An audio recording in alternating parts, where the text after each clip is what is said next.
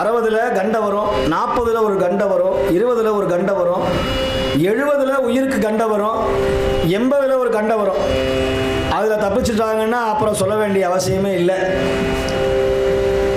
ஆனால் இந்த கண்டத்திலிருந்து தப்பிக்கணும்னா நீலகண்டன் திருவடியை பிடிக்கணும். எல்லாரும் திருக்கடவுர் போய் வழிபாடு செய்வாங்க. இந்த திருக்கடவுர் போறவங்க அதை விட 3 தலங்களை பார்த்துட்டு வரணும். திருக்கடவுர் போறவங்க பக்கத்தில் இருக்கிற கடவுர் மயானம்ங்கிற ஊருக்கு போய் வழிபடணும்.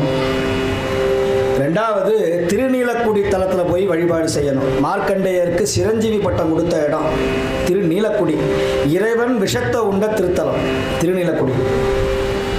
யமனுக்கு மீண்டும் பதவியை வழங்கிய தலம் திருவாஞ்சியம், ஸ்ரீவாஞ்சியம், அங்கே போகணும். அப்புறம் திருச்சிராப்பள்ளி பக்கத்தில் இருக்கிற கற்குடி, இந்த உய்யகொண்டான் மலைன்னு